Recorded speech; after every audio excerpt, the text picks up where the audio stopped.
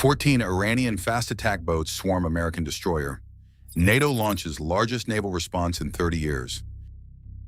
Saturday night, 11:47 p.m. Strait of Hormuz, the world's most dangerous waterway about to become a battlefield. USS John Paul Jones, Arleigh Burke-class guided missile destroyer. 9,200 tons of American naval power, escorting 3 commercial tankers carrying 4.8 million barrels of crude oil. Combined cargo value, $421 million. The tankers belong to 7 different nations, flying flags from Japan to South Korea to Greece. International shipping moving through international waters, protected by American steel and firepower. This routine escort mission was about to trigger the largest naval engagement in the Persian Gulf since Operation Praying Mantis. Iranian Revolutionary Guard Corps Navy had been tracking the convoy for 18 hours. Speedboats equipped with heavy machine guns and rocket-propelled grenades shadowed the American destroyer from 12 miles out. Fast attack craft carrying anti-ship missiles positioned themselves along the shipping lanes. Coastal missile batteries went to alert status. Tehran had decided this convoy wouldn't reach the Gulf of Oman. The supreme leader issued orders personally. Stop the tankers, humiliate the Americans, prove that Iran controls the strait. The IRGC Navy commander received those orders at 9:30 p.m. He began positioning his forces immediately. 23 vessels total, small boats, fast attack craft, missile corvettes, all converging on a single American destroyer and 3 slow-moving tankers. Iranian commanders were confident. Overwhelming numbers, swarming tactics. The Americans would back down or be destroyed. Captain Sarah Mitchell commanded USS John Paul Jones from the bridge. 17 years in the Navy, this was her first command deployment to the Gulf. She'd studied Iranian tactics extensively during pre-deployment training, knew their doctrine, understood their strategy. Small boats attacking in swarms, overwhelming point defenses through sheer numbers, forcing American ships to choose between defending themselves and protecting commercial vessels. The Iranians assumed Americans valued their own ships more than foreign tankers. They were about to learn differently. Mitchell had her combat systems online, weapons free, rules of engagement crystal clear. Any hostile act against the convoy would be met with immediate and overwhelming force. At exactly 11:47 p.m., 14 Iranian fast attack boats accelerated toward the convoy from multiple directions. Boghammer-class speedboats, each carrying 6 armed IRGC Marines, each mounting a 12.7mm heavy machine gun. They came fast, 45 knots, spreading out in a classic swarming pattern. Iranian tactics called for getting inside the American destroyer's minimum engagement range. Too close for missiles, too many targets for the main gun. Force the Americans to retreat or be overwhelmed. The speedboats closed to 2,000 meters, then 1,500 meters. Warning shots fired across their bows. They ignored the warnings, kept coming. 200 meters now. Mitchell gave the order. Engage. What's your tactical response in this scenario? Type A for engaging with main guns and missiles. Type C for maneuvering to create separation and calling for air support. Comment your decision. USS John Paul Jones opened fire at 11:51 p.m. The 5-inch main gun engaged first. Mk-45 naval gun, fully automated, rate of fire, 20 rounds per minute, high explosive rounds, each shell weighing 70 pounds. The first salvo struck an Iranian speedboat at 100 meters. Direct hit. The boat disintegrated, debris and bodies thrown 40 feet into the air. Second salvo hit another speedboat 3 seconds later. Same result. But 12 Iranian boats remained, closing fast, splitting up to attack from different angles. Mitchell's crew worked with precision drilled through hundreds of hours of training. Fire control radar tracked every target. Weapon systems allocated threats automatically. The 5-inch gun swiveled and fired. 4 more Iranian boats destroyed in 90 seconds. The remaining Iranian speedboats opened fire at 800 meters, heavy machine guns blazing, 12.7mm rounds sparking off the destroyer's superstructure. RPG rockets launched, most missed. One struck the forward deck, minor damage, no casualties. But the Iranians had accomplished one objective. They'd closed to point-blank range where the destroyer's main weapons were less effective. Mitchell activated the Phalanx CIWS, close-in weapon system, 6 rotating barrels, 4,500 rounds per minute, designed to shoot down incoming missiles, equally effective against small boats. The Phalanx engaged autonomously, radar locked, guns blazed. Tracer rounds created a stream of fire visible for miles. 3 Iranian boats shredded in 5 seconds, hulls torn apart, engines exploding. The surviving speedboats broke off, turned away, fleeing at maximum speed, but the engagement was just beginning. If you're finding this real-time tactical analysis valuable, hit that subscribe button now. You won't find this level of detail anywhere else. Iranian coastal missile batteries fired at 11:54 p.m. C-802 anti-ship missiles. Chinese-designed, Iranian-built. 2 missiles launched from sites 23 miles away. Sea-skimming approach. Active radar homing, each carrying a 360-pound warhead, designed to cripple or sink vessels up to destroyer size. The missiles accelerated to Mach 0.9, dropped to 15 feet above the waves. USS John Paul Jones detected the launches immediately. AN/SPY-1D radar tracked both missiles from ignition. Combat systems calculated intercept solutions in milliseconds. Captain Mitchell ordered defensive measures. Chaff launchers fired, created radar-reflective clouds to decoy the incoming missiles. Electronic warfare systems jammed Iranian targeting radars, and the SM-2 surface-to-air missiles launched from vertical launch cells. 2 SM-2 missiles streaked toward the incoming threats. Standard Missile 2, America's primary fleet air defense weapon, each costing $1.2 million, each carrying a 220-pound blast fragmentation warhead. The SM-2s covered 18 miles in 40 seconds. Found their targets through advanced semi-active radar homing. First intercept occurred at 11:55 p.m. SM-2 detonated 12 feet from the Iranian missile. Shrapnel shredded the C-802's airframe. It tumbled into the Gulf trailing flames. Second intercept 3 seconds later. Same result. Both Iranian missiles destroyed before they got within 8 miles of the American destroyer. Iranian missile commanders watched their weapons disappear from tracking screens. They just expended $4.8 million in missiles, achieved nothing. But Tehran wasn't finished. Iranian Ghadir-class midget submarine rose to periscope depth at 12:03 a.m., positioned 4 miles from the convoy. Small, quiet, difficult to detect in shallow coastal waters. Armed with 2 533mm torpedoes, Chinese-designed, the submarine commander received authorization to fire. He locked targeting solution on the largest tanker, Japanese-flagged VLCC carrying 2 million barrels. He launched both torpedoes, wake homing, designed to track the propeller wash of large ships. The torpedoes ran silent, running deep. 45 knots. USS John Paul Jones detected the torpedo launches on passive sonar. Captain Mitchell had seconds to decide. Defend the destroyer or defend the tanker. She chose the tanker. Ordered hard turn toward the submarine's position, activated the SQR-19 towed array sonar for precise localization, found the submarine, fired ASROC anti-submarine rocket, vertical launch. The rocket flew 3 miles, dropped a Mk-46 torpedo directly onto the Iranian submarine's position. The American Mk-46 torpedo acquired the Iranian submarine immediately. Active sonar pinging, homing systems tracking the submarine's acoustic signature. The Iranian captain tried to evade. Emergency dive. Launched noisemakers. But Ghadir-class submarines are too small for effective countermeasures. Too slow to outrun American torpedoes. The Mk-46 struck at 12:06 a.m., detonated against the submarine's pressure hull. The explosion was catastrophic. All 18 Iranian crew members died instantly. Meanwhile, the 2 Iranian torpedoes lost their target lock when the tanker executed emergency turns guided by American radio instructions.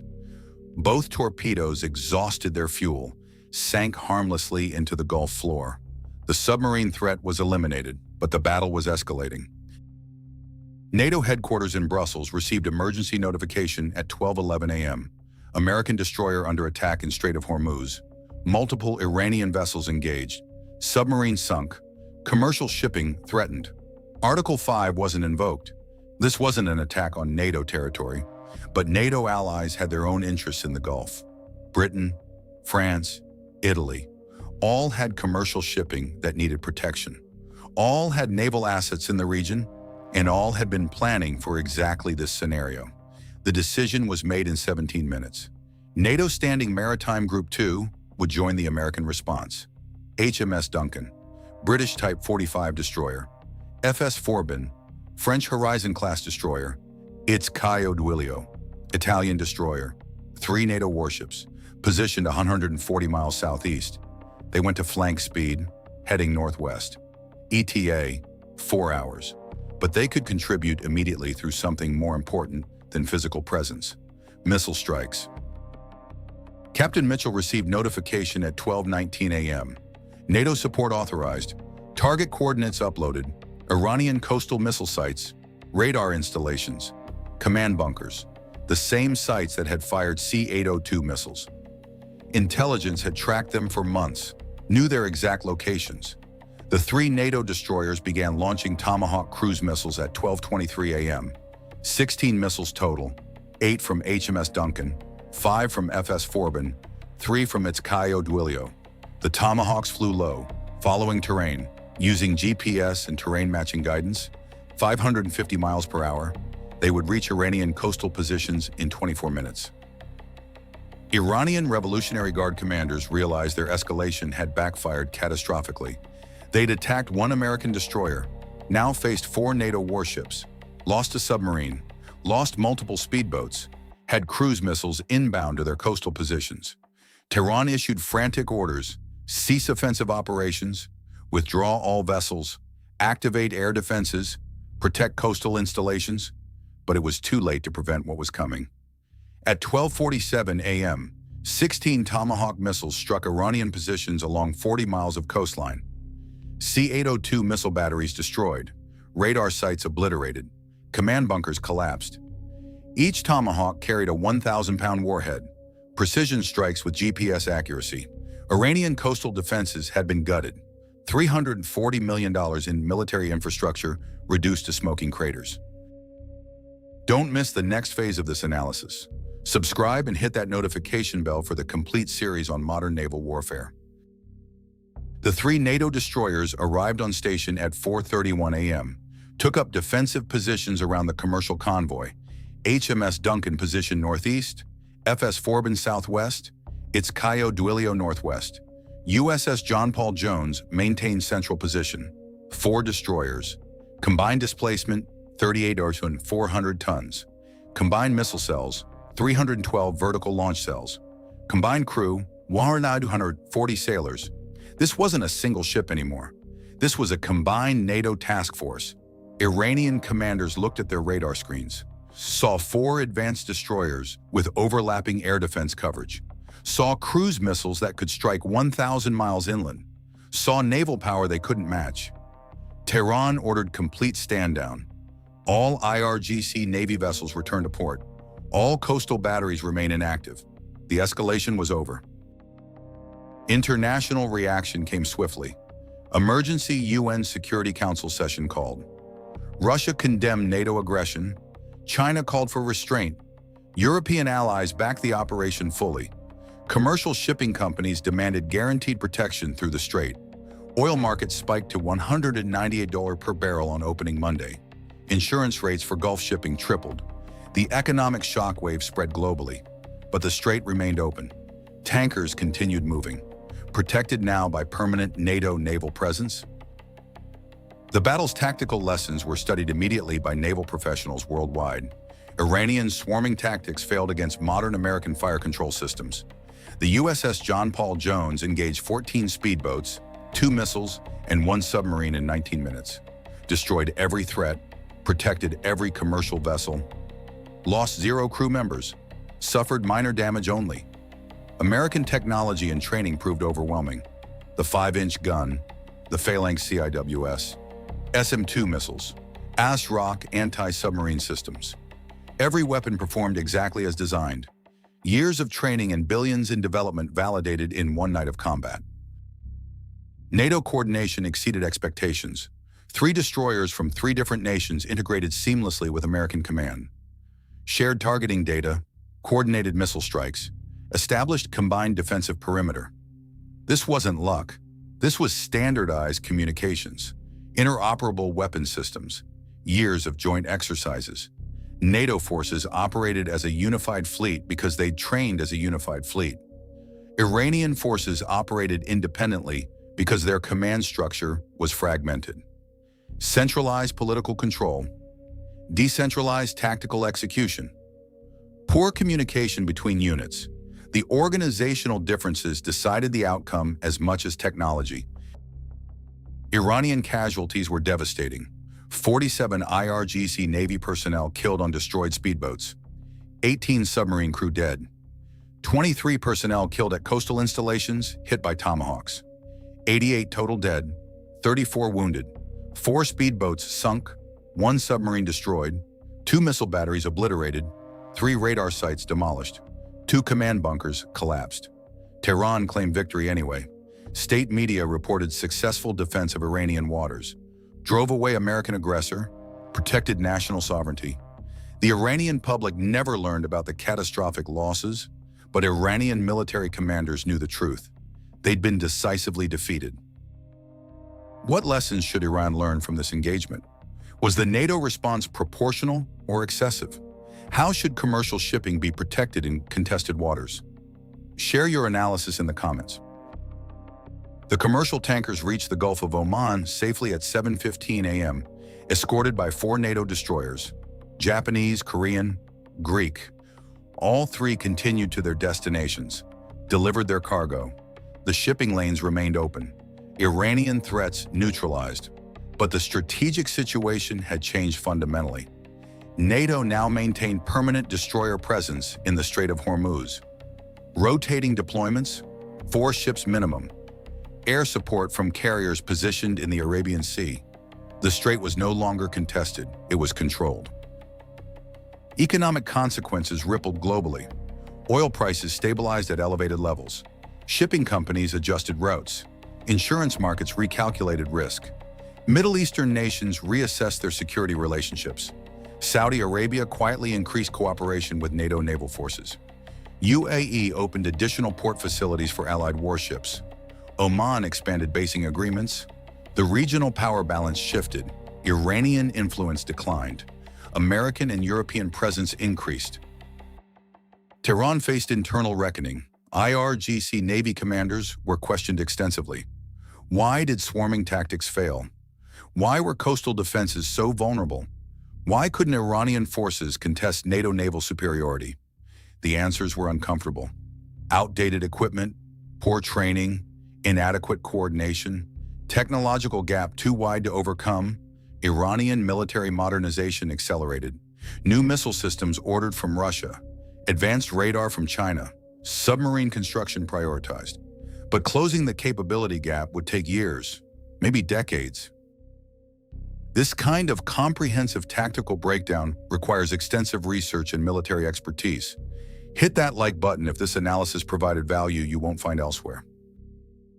Captain Sarah Mitchell received commendation for her handling of the engagement. Textbook execution under fire, protected commercial shipping, defended her vessel, coordinated with NATO allies, eliminated threats decisively. She'd commanded USS John Paul Jones through the most intense combat the Gulf had seen in decades, lost no crew, accomplished all mission objectives. Navy leadership studied her tactical decisions, incorporated lessons into training programs. Her engagement became the standard for how to handle Iranian swarming attacks. The NATO destroyer captains similarly received recognition. Cross-border coordination that worked flawlessly under pressure. HMS Duncan's captain perfectly timed his Tomahawk strikes. FS Forbin's captain integrated French systems with American command networks seamlessly. Its Caio Duilio's captain established defensive perimeter with textbook precision. Alliance credibility strengthened. Potential adversaries took note. Attacking commercial shipping protected by NATO forces would trigger unified overwhelming response. Iranian Revolutionary Guard Corps faced consequences. IRGC Navy commander relieved of duty. Several officers court-martialed for tactical failures. The organization's reputation damaged. They'd promised to close the strait, failed spectacularly, lost personnel, lost equipment, lost credibility. Supreme leader publicly supported them but privately demanded accountability. Iranian military strategy underwent complete review. Asymmetric warfare tactics needed updating. Small boat swarms weren't enough. Coastal missiles needed better defenses. Submarine force needed modernization. International law debates erupted. Did America have legal authority to sink Iranian vessels? Were NATO missile strikes justified? What constitutes legitimate self-defense? Legal scholars argued endlessly. Maritime lawyers parsed conventions. The practical answer was simpler. Commercial shipping operates under international law. Attacking civilian vessels is illegal. Defense of those vessels is authorized. NATO forces defended commercial shipping. Iran attacked it. Legal justification was clear regardless of academic debates. If you made it this far, you're part of our dedicated community. Like, subscribe, and share this with anyone interested in modern naval operations and geopolitical analysis. The engagement demonstrated that regional powers can't contest NATO naval superiority. Iran had home court advantage, fighting in waters they knew, using tactics they'd practiced, deploying weapons designed specifically for Gulf conditions. They had numerical superiority, multiple attack vectors, surprise initiative, and they lost decisively in under 5 hours. Technology gap, training gap, coordination gap, all proved insurmountable. The lesson resonated beyond the Gulf. Other regional actors noted the outcome, adjusted their calculations accordingly. Commercial shipping through the Strait of Hormuz increased 34% over the following month. Confidence restored, NATO protection guaranteed. Insurance rates dropped back toward normal levels. Global oil markets stabilized. The world's most critical energy choke point remained open, remained secure. Iran's threats to close the strait were exposed as hollow. They couldn't close it against determined NATO opposition. Economic leverage disappeared. Tehran pivoted to different strategies: cyber attacks on shipping companies, political warfare in regional capitals, proxy forces in neighboring countries. But direct military confrontation with NATO naval forces?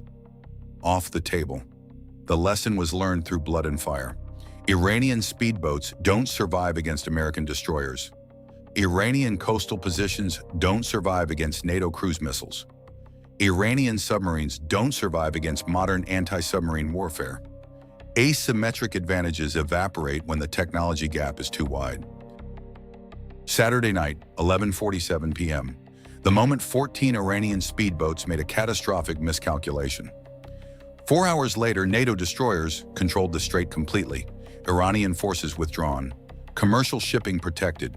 The battle proved that modern naval warfare favors advanced technology and coordinated tactics over numerical superiority and local knowledge.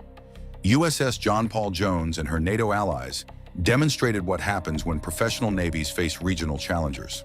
The outcome was never in doubt. Only the speed of Iranian defeat surprised observers. What happens next in the Gulf? How should Iran respond? Will NATO presence become permanent? Comment your predictions. This engagement is one chapter in an ongoing strategic competition that will define the region for years. Your engagement tells us what content matters. Every view, every like, every comment, every share. Subscribe now.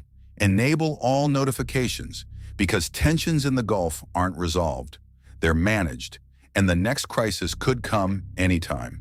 You need to understand the forces at play, the capabilities involved, the stakes on the table. That's what this channel delivers. Real analysis, real tactics, real consequences. The Strait of Hormuz remains the world's most critical waterway. 20% of global oil passes through.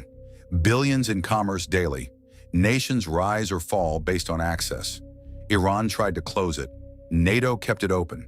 That simple fact contains enormous strategic meaning. Control of maritime choke points determines economic power. Naval superiority protects that control, and when regional powers challenge that superiority, they lose. Quickly, decisively, permanently. That's the lesson from Saturday night. That's the reality shaping tomorrow's conflicts.